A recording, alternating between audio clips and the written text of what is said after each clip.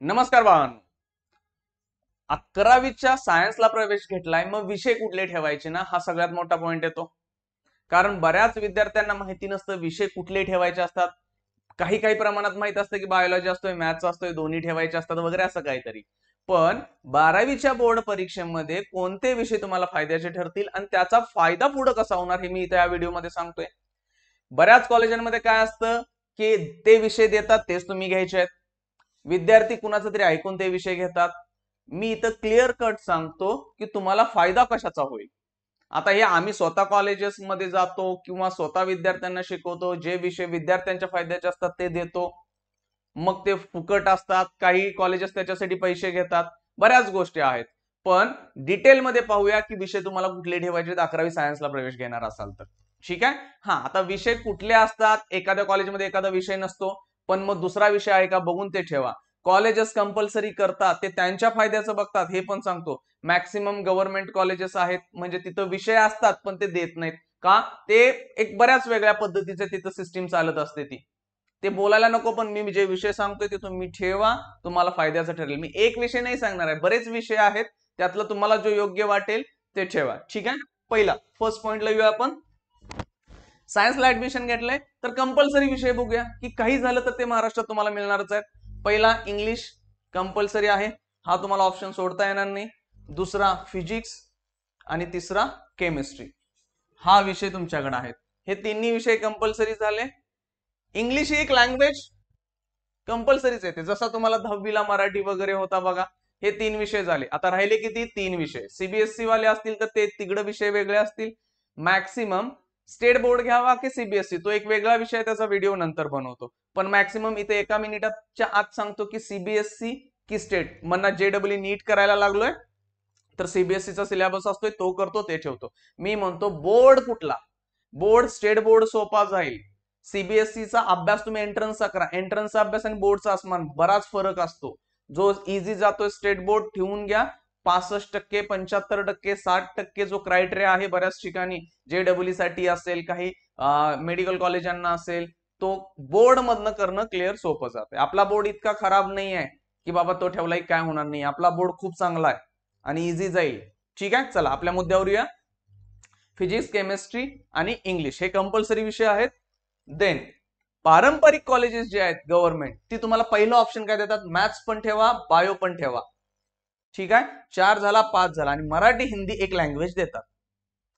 मी म्हणेन चुकून पण हे कॉम्बिनेशन ठेवू नका, कारण हे कॉम्बिनेशन ना खूप त्रासदायक आहे. ज्या विद्यार्थ्यांना अभ्यास करायची अडचण आहे की त्यांना बाबा घेतलंय सायन्स पुढे काय होणार नाही आहे, ते डिस्क्वालिफाय होण्याची भीती असते. मॅथमॅटिक्स मध्ये क्रायटेरिया असतो काय, 45% ओपन विद्यार्थ्यांना, ते पण काय 3 विषयामध्ये, फिजिक्स, केमिस्ट्री, मॅथमॅटिक्स, पीसीएम, आणि 40% कास्ट मधल्या विद्यार्थ्यांना पीसीएम, ह्या 3 विषयांमध्ये. हे इंजिनिअरिंगचा क्रायटेरिया आहे महाराष्ट्रात जायला, ह्या 3 विषयांमध्ये पाहिजे. आयआयटी एनआयटी म्हणजे 75% बोर्डला पाहिजेत. मेडिकलला जाणार असाल तर मेडिकलला पीसीबी हा क्रायटेरिया, ओपन साठी 50%, 45% कास्ट साठी. डॉक्टर होणार असाल तर, फार्मसीसाठी पण हाच क्रायटेरिया आहे. त्यामुळे हे कॉम्बिनेशन मला नाही पटत आहे, हे त्रास देत आहे. आता का म्हणणार, तुला काय फरक पडालाय, हे हे 3 विषय ह्यात कुठे येतात सांगतो. जर का तुम्हाला एवढे मार्क्स पडले नाहीत, इंजिनिअरिंगला जाणार आहे असं समजतोय मी, तुम्ही इंजिनिअरिंगला ऍडमिशन घेणार आहे आणि हा ग्रुप क्वालिफाय होईना तुमचा, माझ्याकडे असा ढीग लागलाय रिझल्टचा ह्या वर्षी की जे ऑनलाईन आता मला टाकतात ना, व्हॉट्सअप नंबर बऱ्याच लोकांकडे आहे, ते मला पाठवतात, सर आता काय करायचं. मग माझं प्लेन म्हणणं असतं क्लिअर कट की लँग्वेज ठेवू नका, मराठी हिंदी लँग्वेज ऑप्शन. तुम्ही म्हणणार का, मला लँग्वेजचं काय अडचण आहे. लँग्वेजचा काय प्रॉब्लेम आहे, जर तुमचा ग्रुप क्वालिफाय होत नसेल तर केमिस्ट्री काढला जातोय, एकच मिनिट, केमिस्ट्री काढला जाणार पीसीएम मधून आणि तिथं तुमचा आयटी किंवा दुसरा टेक्निकल विषय पकडला जाईल, इलेक्ट्रॉनिक्स, कम्प्युटर सायन्स. मग म्हणणार तिथं पण अभ्यास करायला लागेल, ते विषय सोपे आहेत, इझी मार्क्स पडतात, तुम्ही जावा. आयटी, इलेक्ट्रॉनिक्स, कम्प्युटर चे मार्क्स बघा कुठल्या पण विद्यार्थ्याचे, ते मार्क्स इथं पकडले जाते. मराठी, हिंदी, कुठली पण लँग्वेज पुढची असं तुम्ही ठेवले या लँग्वेजेस मध्ये तर ते मार्क पकडले जात नाहीयेत. 10वीला मराठी होता, हिंदी होता, झाले, रिक्वायरमेंट होती तुमची, कंप्लीट झाली. 12वीला हा तुम्ही म्हणा सर मी 90% पाडणारा विद्यार्थी आहे, मी ठेवून जातो मराठीला मला 95 पडतील. ठीक आहे, ठेवू शकताय. कोण म्हणजे हिंदी 100 पैकी 100 पाडणार नाही, ठीक आहे ठेवा. पण मी सांगतो लँग्वेजला 12वी मध्ये मार्क्स पडत नाहीत. मराठी, हिंदी किंवा दुसरी कुठली पण लँग्वेज घ्या. सो बेस्ट असतं टेक्निकल सब्जेक्ट्सला जाणं. टेक्निकल सब्जेक्ट्सला स्कोर होतो, लँग्वेज पेक्षा नक्कीच चांगला होतो, हे बघून घ्या. त्यामुळे हे कॉम्बिनेशन मी तर कधी घेणार नाही आणि मी सहसा कुणालाच सांगत नाही ठेवा. हे जुन्या काळात होतं, आज पण काही ठिकाणी चालतोय. ऑप्शन दुसरा आहे मॅथमॅटिक्स, बायोलॉजी, आयटी. आयटी कुठं रिप्लेसमेंट होतो? लँग्वेजला. त्याचा फायदा कुठं होतो तुम्हाला? इंजिनिअरिंगला जायला.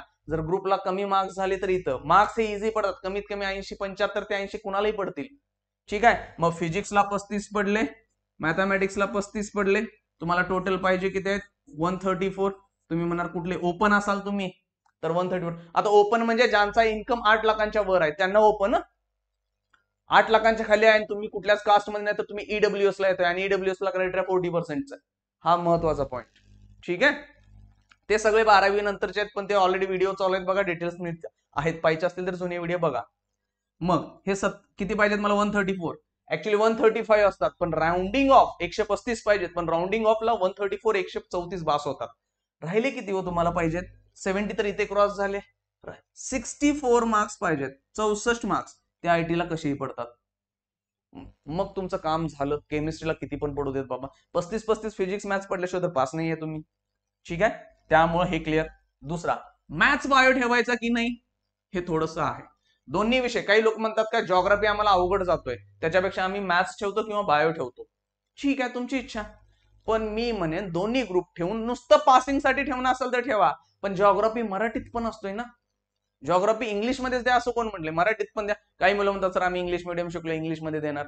काही मुलं म्हणतील सर आम्ही सेमी इंग्लिश किंवा मराठी मीडियम मध्ये शिकलोय, मराठीमध्ये देणार. ठीक आहे, पण जॉग्राफीचा फायदा पुढे सांगतोय मी काय आहे. ठीक आहे, हे झालं. हे पण कॉम्बिनेशन सहसा नाही आहे. मी म्हणतो 2 पैकी 1 काहीतरी फायनल करा लवकर. मग चला गणपती, गणेश चतुर्थी येऊपर्यंत. ठीक आहे, गणेश चतुर्थी येऊपर्यंत आपण ठेवायचा विषय. आलं, नाचायचं आहे आणि मग इथं तो पण फायनल झालेला असेल.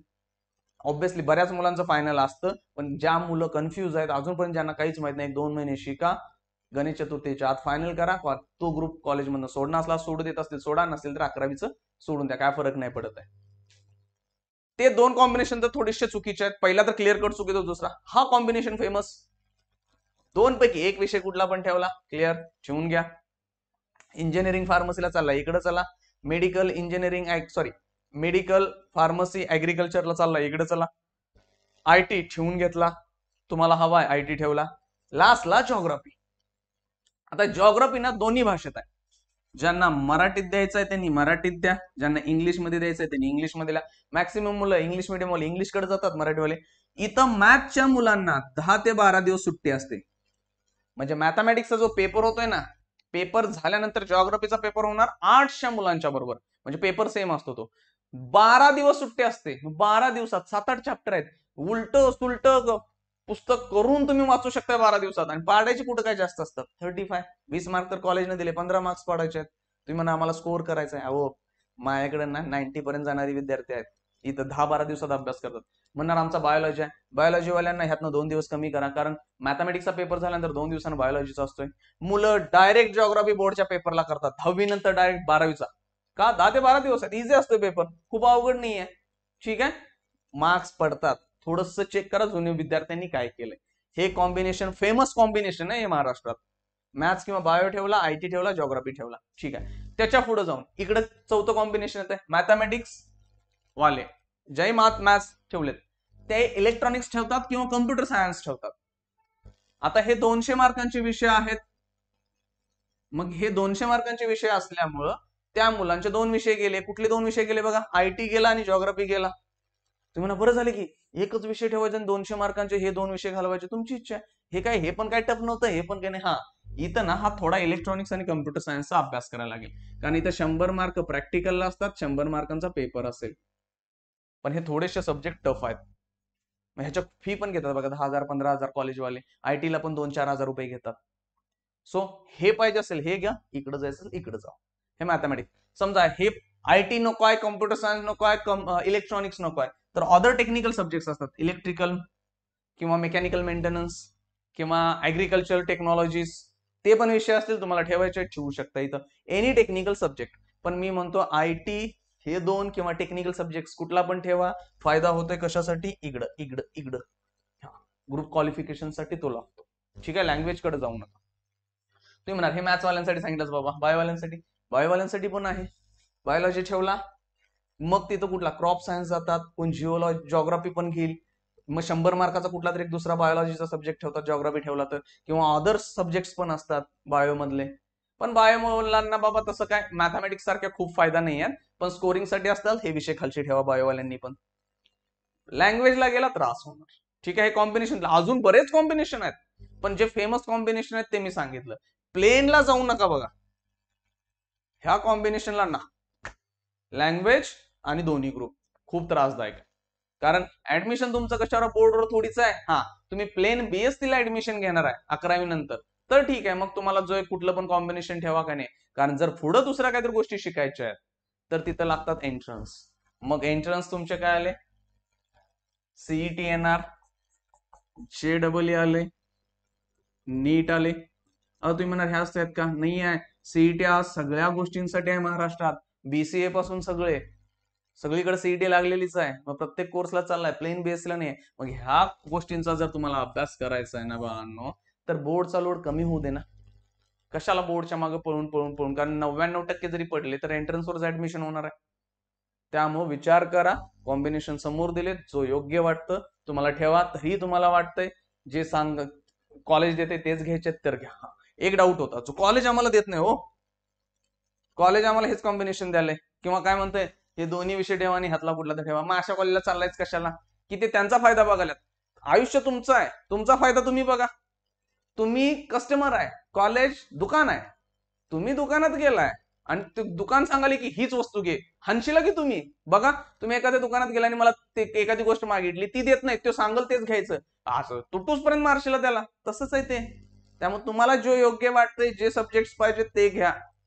विनाकारण कोणतरी चिकटवतोय, कोणतरी सांगतोय म्हणून घेऊ नका. हे बऱ्याच गोष्टी अजून याच्यामध्ये आहेत. ठीक आहे, चला, थँक्यू.